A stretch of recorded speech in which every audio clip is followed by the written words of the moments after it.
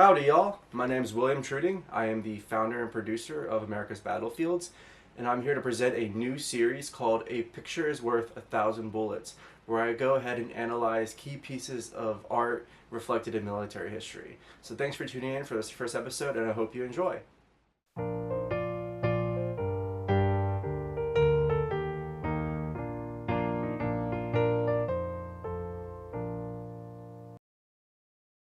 On this first installment of A Picture is Worth 1,000 Bullets, we're going to examine one of my favorite pieces created by historical artist Don Troiani. This one came out in 1993 and was titled Cemetery Hill. It captures a very critical moment during the first day of the Battle of Gettysburg, where Major General Winfield Scott Hancock was ordered by me to go assume command of the Union forces around Gettysburg following the death of Major General John Reynolds.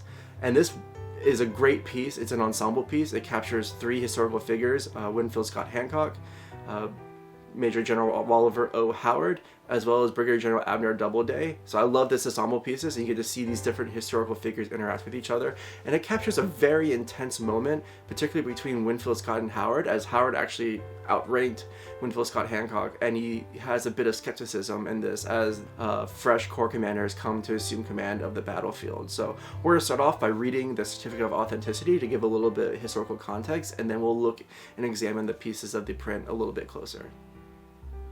The morning of July 1st, 1863 was extremely frustrating for Major General George G. Meade, commanding the Army of the Potomac.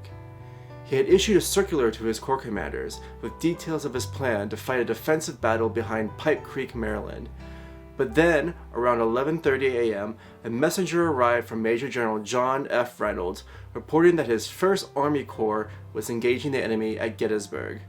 Another message from Brigadier General John Buford, commanding the 1st Division of the Cavalry Corps, also reported the Confederate advance. At 1 p.m., one of Reynolds' aides arrived to report that the general had been killed. That was enough for Meade.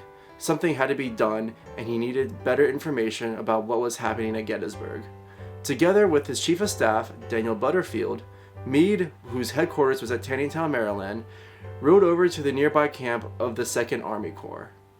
Major General Winfield Scott Hancock led the corps. Aged 39, Hancock had been promoted to Corps Command on May 22nd and was the junior Corps Commander in the Army of Potomac, except for Sykes of the 5th, promoted when Meade assumed command 3 days before. Meade and Butterfield appeared in Hancock's tent and briefed the general on the situation at Gettysburg. Meade did not want to go to the battlefield because he needed to be in a central location to coordinate the Army's movements as the situation became better known. The general wanted someone he could trust in charge of the battlefield. Therefore, Meade ordered Hancock to go to Gettysburg and assume command of the 1st and 11th Army Corps, known to be there, and the 3rd, stationed nearby at Emmitsburg. If you think the ground and position there a better one to fight a battle under existing circumstances, you will so advise the general and he will order all the troops up. Hancock at first protested. Major General Oliver O. Howard, commanded the 11th Army Corps, and Major General Daniel Sickles of the 3rd outranked him. Meade told Hancock that the War Department had given him latitude to appoint any general to any command, regardless of rank or seniority. Taneytown was 13 miles from Gettysburg. Hancock and some aides left for Gettysburg in the back of an ambulance, so they could study regional maps before they arrived. The officers then mounted and rode the remaining distance. General Hancock arrived at Cemetery Hill around 3:30 p.m. as survivors of the 1st and 11th Army Corps were streaming back through town to the hill. Everywhere he looked, Hancock saw fragments of regiments and batteries coming south, followed by Confederates in the distance. What happened in the next few minutes has been the subject of controversy, depending on which general's viewpoint one wants to take. Hancock immediately sought out General Howard, who was desperately attempting to rally fugitives of the two corps. The two officers met near the cemetery gatehouse. Hancock told a startled Howard that Meade had sent him to Gettysburg to assume command of the troops of the field. Howard told Hancock that he was the senior general present. "I'm aware of that, General, but I've written orders in my pocket from General Meade, which I will show to you if you wish to see them," said Hancock. Howard replied, "No, I do not doubt your word, General Hancock, but you can give no orders here while I am here." "Very well, General Howard, I will second any order you give, but General Meade has also directed me to select a field on which to fight this battle." Hancock then looked around and observed the terrain. The general liked what he saw and told Howard that the position at Gettysburg was the strongest position by nature upon which to fight a battle that he had ever saw. If Howard approved, continued Hancock, he would select Gettysburg as the battlefield. When Howard replied in the affirmative, Hancock exclaimed, "Very well, sir, I select this as the battlefield." Hancock and Howard, together with Major General Abner Doubleday of the 1st Army Corps, then set about to position the remaining troops. Hancock's presence alone was worth thousands of men.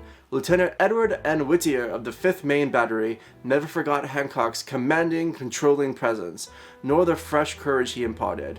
On this day, Hancock lived up to his superb cognomen he had received a year before. He acted with great calmness and authority, and the defeated soldiers who saw Hancock began to rally. Soon, a semblance of soldiers appeared along Union lines. Hancock ordered Doubleday to send a regiment to occupy Culp's Hill. Doubleday at first hesitated. His corps was shot to pieces, and the men were tired. But he obeyed and sent an entire division to occupy the hill. When the 12th Army Corps approached the field, Hancock sent troops to occupy Little Round Top to protect the left flank. At 4 p.m., Hancock sent an aide back to Meade with his appraisal of the situation. Gettysburg was as good a place to fight, and the units present would remain until dark to allow Meade time to decide. At 5:25 p.m., Hancock sent a longer message to Meade, essentially repeating his first communication. Meade already had decided to concentrate the entire army at Gettysburg.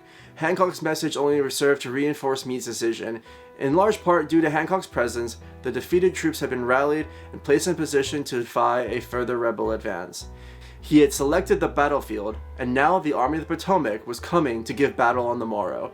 The climax of the war was at hand. This certificate of authenticity was written by Dr. Richard A. Sowers. Dr. Sowers was a native of Lewisburg, Pennsylvania, where he received his master's and PhD in American history from the Pennsylvania State University, where he studied under Dr. Warren A. Hassler Jr. He's the author of many books and articles, many of which you now see in front of you. He is a very esteemed historian of the Civil War, and his writing here brings a lot of context to this beautiful painting. So let's go into a little bit more detail about it. One thing I love about this painting is it does capture the chaotic character of this particular stage of the battle through very specific details. You can see units from various parts of the Army of the Potomac were scrambled together as they shouldn't be. They should be spread apart. You have members of the Pennsylvania Bucktails right here. This is part of Abner Doubleday's division. They had done a lot of hard fighting early on in the day. Over here you see a member of the 84th New York State Militia, a Zouave unit that was part of Wadsworth Division, which was another division that was part of the 1st Army Corps of the Army of the Potomac. You have here also, you can see that some of the hats have the crescent moon of the 11th Corps, so you see various different regiments from different corps scattered together. One interesting detail that you can see is you look on the back of one of the soldiers' packs, it has actually his name, L. Schultz, on it, implying he's a German name, and historically speaking, the 11th Corps was a very German-heavy unit. So that's just a nice little detail that I'll throw in there. If you actually look closer too, you can see that there are some cavalry members among the ranks here. And I don't think these are members of Buford's command. I think these are probably some independent companies that were attached to the headquarters units for each corps commander to act as, guards or dispatchers, etc. And I don't necessarily think that they are actually, if you look close, you can see some of them are actually holding the guidons and flags for the corps. So these are likely actually like detachments that would have been part. But that's a nice little detail that Don Troiani throws in there. And there's as much going on in the foreground as there is in the background. If you look closer on to the left, you can see some wagons in the distance. There's between the arch over here, you can see troops forming up in the rear. See officers all about here and there trying to throw their troops together. If you look also, you can see there's plenty of wounded troopers. You can see these guys have done some hard fighting there. In the foreground, you have two men lying there looking like either they're exhausted or wounded in some capacity. You have two men over here in the right side who are actually carrying either a dead or wounded or passed out comrade. Our Pennsylvania, the bucktail over here on the front, he's definitely taken a headshot. So these you can see that these guys have done some heavy hard fighting. And this is a hot day in July in Pennsylvania. You can look at the horses specifically. You can see their mouths frothing from dehydration. There's a lot of great detail in this. And as an artist, Don Troiani is really good at using the characters in the painting itself to actually help tell the story. As you can see, Hancock's the central figure, and then looking about you, there's eyes drawn towards him, sort of. So yeah, you have the impression that his presence there has some gravity to it. Not only is Abner Doubleday, Oliver O'Howard looking at him, you have this cavalryman, you have the Zouave, you have this wounded man down here, you have this other gentleman here with the red beard. They're all like looking at you from various different angles, which so no matter where you're looking at this picture, there's always something that's just drawing you back to focus on Hancock, which really definitely underscores the fact that his presence was so big that he helped to put himself in a situation where he could use his strength of leadership and character to help reform the Union Army of the Potomac. So that's a very interesting, unique piece. I highly recommend this print. Unfortunately, most of Don Troiani's older prints, they are no longer available on his website, but you could definitely look on the secondary market and definitely be able to hopefully find them for yourself. So definitely go check it out if you can.